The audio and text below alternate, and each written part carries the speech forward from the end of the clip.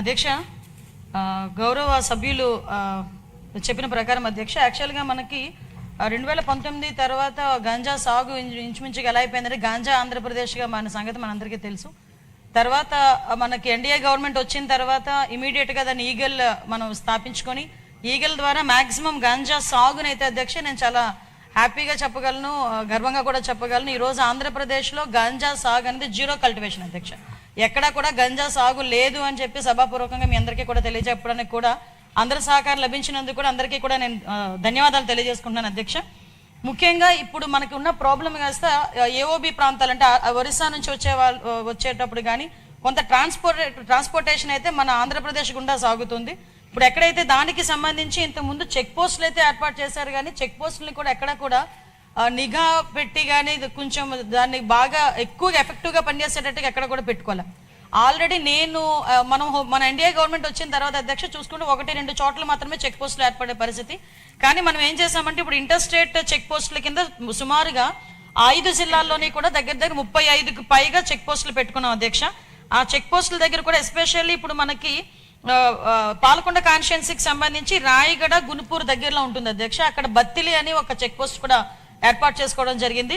ఆ Battili check post కూడా చాలా ఎఫెక్టివ్గా పనిచేయడం వల్ల అట్ ద సేమ్ టైం అక్కడ ఎస్పీ మన్యం జిల్లా ఎస్పీ గారు, అదేవిధంగా అక్కడ రాయగడ ఎస్పీ గారు నిరంతరం కోఆర్డినేషన్ చేయడం వల్ల అటువైపు నుంచి మాక్సిమం ట్రాన్స్పోర్టేషన్ కూడా తగ్గే పరిస్థితి కూడా వచ్చింది అధ్యక్ష.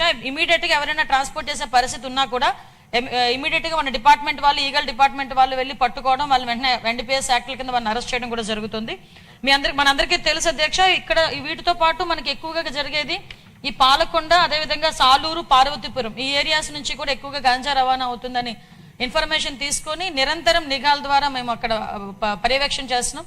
At the same time drone surveillances, CCTV surveillances up to highway వరకు వచ్చేటంత వరకు మాక్సిమం అంతా కూడా సీసీటీవీ సర్వైలెన్సెస్ పెట్టుకోవడం వల్ల ఎక్కడైనా కూడా రీసెంట్గా నాకు తెలిసి నిన్నగాక మొన్న 100 కేజీలు గాంజా కూడా పట్టుకోవడం జరిగింది అధ్యక్ష. అంటే ఎక్కడ కూడా ట్రాన్స్పోర్టేషన్ కూడా ఈ జిల్లాలు దాటి బయటకు వచ్చే పరిస్థితులు కూడా లేకుండా ఇమీడియట్గా చేయడం జరుగుతుంది. అదేవిధంగా అక్కడ అవేర్నెస్ ప్రోగ్రామ్స్కి కూడా అధ్యక్ష ఇంచుమించుగా ఓన్లీ ఈ మన్యం జిల్లా అంటే ఉత్తరాంధ్రకి సంబంధించిన 5 జిల్లాల్లోని దగ్గర 47 డ్రోన్స్ని కూడా వైజాగ్ రేంజ్లో 47 డ్రోన్స్ ఎస్పెషల్లీ గాంజా కల్టివేషన్ మీద, గాంజా ట్రాన్స్పోర్టేషన్ మీద ఒక సర్వేలెన్సెస్ కూడా నడుపుతున్నామని చెప్పడానికి కూడా హ్యాపీ ఫీల్ అవుతున్నాను అధ్యక్ష. మనం చూసుకుంటే అధ్యక్ష ఇప్పుడు మన గవర్నమెంట్ వచ్చిన తర్వాత నుంచి ఇప్పటి వరకు కూడా 5 జిల్లాలకి సంబంధించి 1423 కేసులు నమోదు చేయడం అయింది అధ్యక్ష. 762 వాహనాలను సీజ్ చేయడం జరిగింది. అరెస్ట్ అయిన వాళ్ళు 3515 మందిని అరెస్ట్ చేశాం. వీటితో పాటు వాళ్ళ దగ్గర ఒక అవగాహన కార్యక్రమాలు చేయాలి కాబట్టి దానిలోని చాలా పెద్ద ఎత్తున తీసుకొని ప్రతి మన ఎడ్యుకేషన్ డిపార్ట్మెంట్ నారా లోకేష్ గారి సారథ్యంలో సహకారంతో ప్రతి స్కూల్లోని కూడా ఈగల్ క్లబ్స్ ను కూడా ఏర్పాటు చేసుకోవడం జరిగింది. పాలకొండ శాసనసభ నియోజకవర్గంలో 131 ఈగల్ క్లబ్లు కూడా ఏర్పాటు చేసుకొని పిల్లలకి కూడా దీని మీద అవేర్నెస్ కార్యక్రమం చేపట్టడం జరుగుతుంది. అదేవిధంగా అధ్యక్ష మన్యం జిల్లా మొత్తం చూసుకుంటే 493 ఈగల్ క్లబ్స్ ఉన్నాయి అధ్యక్ష. వీటితో పాటు అధ్యక్ష ఎప్పుడూ కూడా కంటిన్యూస్ గా వాళ్ళకి మానిటర్ చేయాలి అన్న ఉద్దేశంతో అదేవిధంగా వాళ్ళు అవేర్నెస్ క్రియేట్ చేయడానికి మా విశాఖపట్నం రేంజ్ డిఐజీ గోపీనాథ్ జెట్టి గారు కూడా ఒక కార్యక్రమం తీసుకున్నారు. పాయక్రోపేట టు ఇచ్చాపురం అభ్యుదయం అని చెప్పి ఒక సైకిల్ యాత్ర కంటిన్యూస్ గా సైకిల్ యాత్ర చేస్తూ ప్రతి గ్రామాన్ని కూడా టచ్ చేసుకుని అవేర్నెస్ ప్రోగ్రామ్ తీసుకుని వెళ్ళారు అధ్యక్ష. ముగింపు కూడా మన ఇచ్చాపురం శాసనసభ్యులు అశోక్ గారి ఆధ్వర్యంలో చాలా మంచిగా జరిగింది.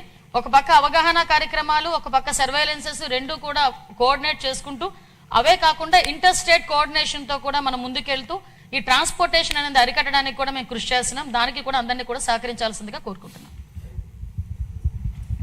సప్లిమెంటరీ ఏమన్నా ఉందండి? ఎవరు వేరే వాళ్ళకి కాదండి, వాళ్ళు కొంచెం మైక్ ఇష్యూ ఉంది కాబట్టి. జయకృష్ణ గారు ఇంకేమన్నా అడిగేది ఉందా మీరు సప్లిమెంటరీ?